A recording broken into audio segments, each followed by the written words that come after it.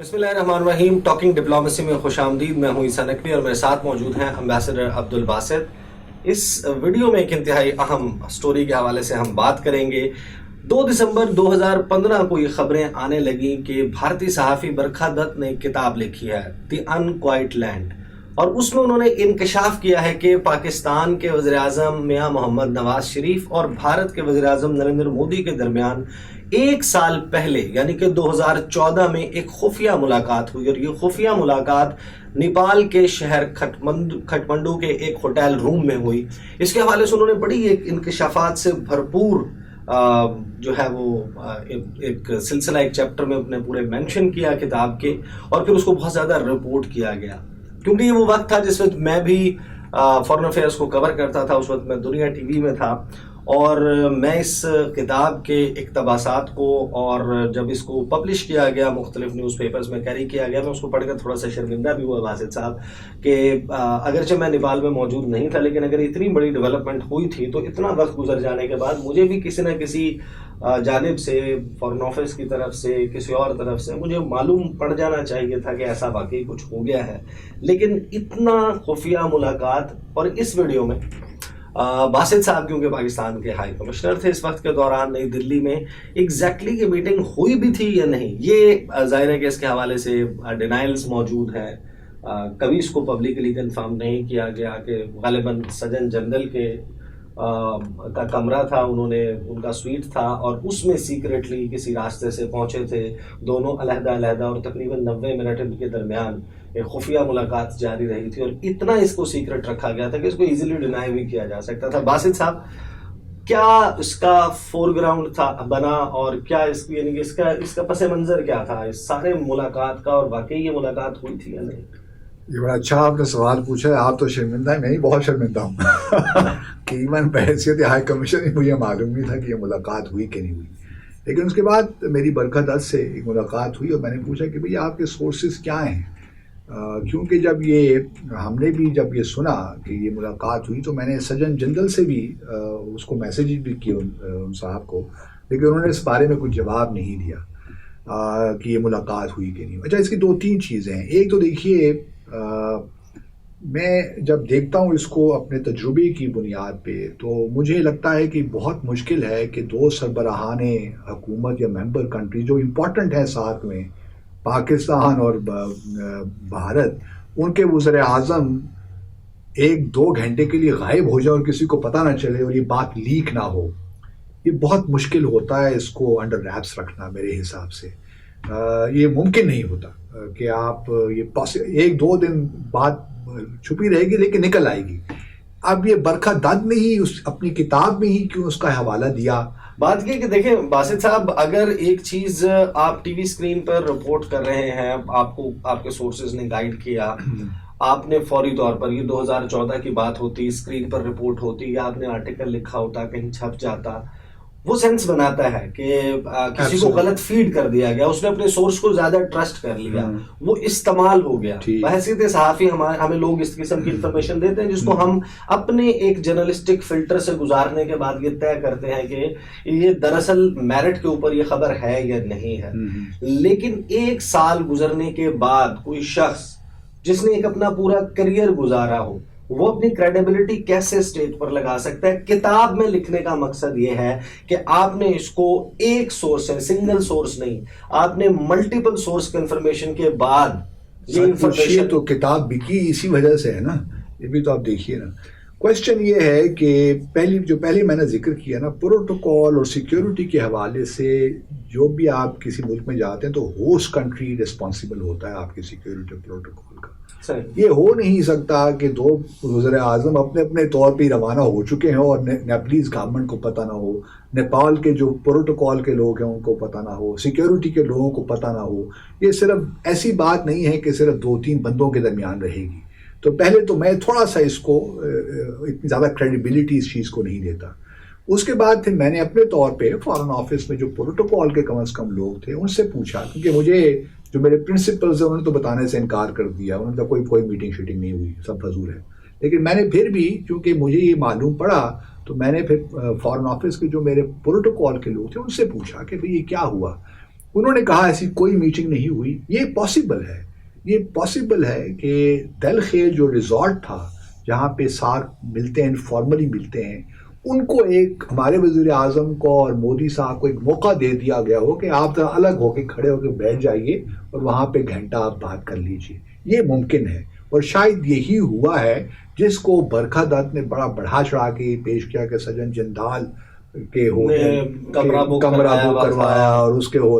یہ میں اس تھیوری کو کم از کم نہیں مانتا. بحیثیت آپ اس وقت کدھر تھے؟ میں تو انڈیا میں ہی تھا، انڈیا میں موجود تھے. اور آپ کو کیا ایسی کوئی اطلاع ہے کہ جس وقت یہ سربراہ اجلاس ہو رہا تھا اس وقت سجن جندل بھی گئے ہوں؟ سجن جندل ایکٹیو تو تھے، اس میں کوئی شک نہیں ہے. وہ اس وقت بھی کوشش کر رہے تھے کہ ایک آن دا مارجنس کوئی میٹنگ ہو جائے. لیکن اگر آپ آپٹکس دیکھیے نا اس سارے سمٹ کی تو لگتا نہیں ہے کوئی میٹنگ ہوئی ہے. اگر میٹنگ ہوئی بھی ہے تو میں سمجھتا ہوں کہ کوئی ایکسکلوسیولی ہوٹل میں نہیں ہوئی. وہ دل خیل ریزورٹ جو نیپال کا تھا وہیں پہ ہوئی ہے.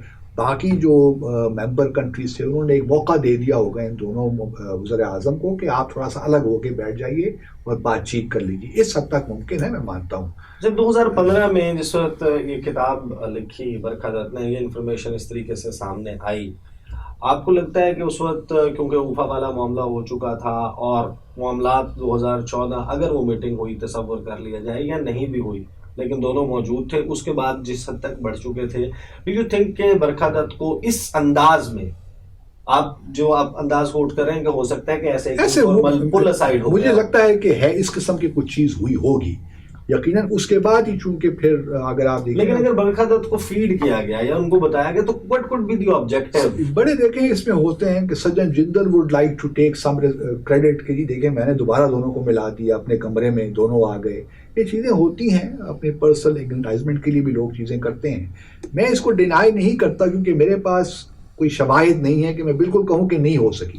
لیکن جو سرکمسٹانشل ایویڈنس ہے وہ یہ سجیسٹ کرتا ہے کہ اگر ملاقات ہوئی بھی ہے تو کسی ہوٹل میں کم از کم نہیں ہوئی، کسی خاص کمرے میں لے جا کر نہیں ہوئی. اگر ہوئی ہوگی تو وہیں پہ ہوئی ہوگی جہاں پہ باقی 6 سربراہان حکومت یا مملکت موجود تھے، جن میں 2 ہمارے 8 ہو گئے. تو ان دونوں کو الگ ایک موقع دے دیا گیا ہوگا جو پاسبل ہے، وہ میں ڈینائی نہیں کر سکتا. لیکن جو مجھے لگتا ہے یہی ہے کہ وہیں میٹنگ ہوئی ہوگی، وہیں ڈسکشن ہوئی ہوگی. اور اس کے بعد پھر ہم نے دیکھا بھی کہ جو بعد میں پیرس کلائمیٹ کا معاملہ ہوا، ادھر بھی ایک 2-2.5 سیکنڈ کی ملاقات ہوئی پیرس میں بھی. اور وہ زیادہ تر یہی تھا کہ مودی صاحب باتیں کر رہے تھے، ہمارے وزیر اعظم سن رہے تھے. اور اس کے بعد پھر ہارٹ آف ایشیا کانفرنس بھی ہوئی اسلام آباد میں. تو اس سے ایک فلو تو بنتا ہے آگے آ کر. اوفا کے 2015 کی بات کر رہا ہوں، یہ تو 2014 نومبر کی بات ہے.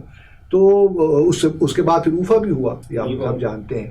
لیکن میں ابھی بھی میرا کنکلوژن یہی ہے کہ ملاقات یقینی طور پہ ہوئی ہوگی، لیکن وہ ملاقات کسی ہوٹل میں نہیں، اسی ریزورٹ میں ہوئی ہوگی جہاں پہ باقی بھی ممبران موجود تھے. اچھا، سجن جندل کے حوالے سے میں ایک علیحدہ سے آپ کے ساتھ نشست رکھوں گا کیونکہ میں یہ سمجھنا چاہتا ہوں اور لوگوں کو بھی یہ سمجھنے کی ضرورت ہے کہ کیسے ایک شخص جو کہ نہ سفارتکار ہے، نہ سیاستدان ہے، نہ اس کے پاس کوئی سرکاری عہدہ ہے، نہ اس کی آفیشلی کوئی اپوائنٹمنٹ یا اناؤنسمنٹ ہوئی ہے، اور وہ شخص پاکستان کے دلی میں تعینات ہائی کمشنر سے زیادہ اہمیت اختیار کر جاتا ہے. وہ برج بن جاتا ہے 2 ممالک کے وزرائے اعظم کے درمیان.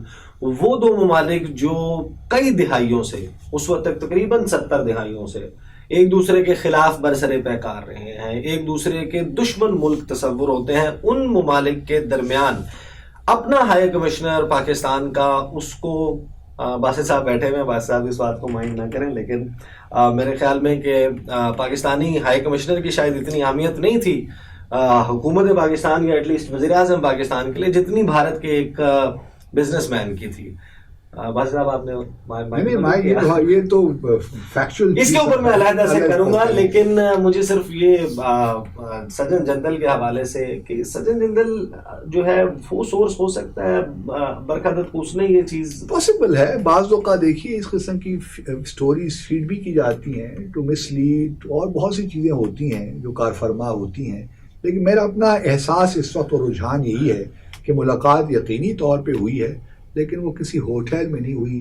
سجن جندل کی پریزنس میں نہیں ہوئی، وہ ہوئی ہے تو کہ اسی ریزورٹ میں ہوئی ہے جہاں باقی 7 ممبر کنٹریز ہی موجود تھے۔ بہرحال، اور یہ بھی آپ کو لگتا ہے کہ سجن جندل جو ہے وہ دراصل ایک پل تھے، ایک سجن جندل کی تو کہانی میں نے ایسے کہا نا بعد میں وہ تو ہم نے علیحدہ سے کرنی ہے، لیکن ہم یہاں پہ یہ تو بات کر لینا کہ پاکستانی ہائی کمشنر جو سجن جندل، دیکھیے نا سجن جندل کی کہانی میں کیا سناؤں آپ کو کہ میں جب وہاں پہنچتا ہوں تو 18 اپریل کو وہ مجھے بلاتے ہیں لنچ پہ 2000۔ یہ کہانی تو ایسے نہیں ہوگی، یہ اس ویڈیو کا میں اس کا حصہ نہیں بنا سکتا۔ اس کے اوپر ظاہر ہے کہ ہم نے اس ملاقات کا تذکرہ کیا جس ملاقات کے حوالے سے کوئی آفیشیل کنفرمیشن موجود نہیں ہے، دعویٰ موجود ہے برکھا دت صاحبہ کا، بھارت کی صحافی ہیں اور پاکستان کے اس وقت کے ہائی کمشنر جو ہیں ان کی تمام کوارٹرز میں بات ہونے کے بعد ایٹ لیسٹ پاکستانی اینڈ پر وہ یہ سمجھتے ہیں کہ علیحدہ سے اس طرح کی سیکرٹ میٹنگ جو ہے وہ ممکن نہیں ہے کہ اس کا علم نہ ہو نیپال کی حکومت کو، ان کے پروٹوکول کے، ان کے سیکیورٹی پہ اہلکار تعینات جو اہلکار ہیں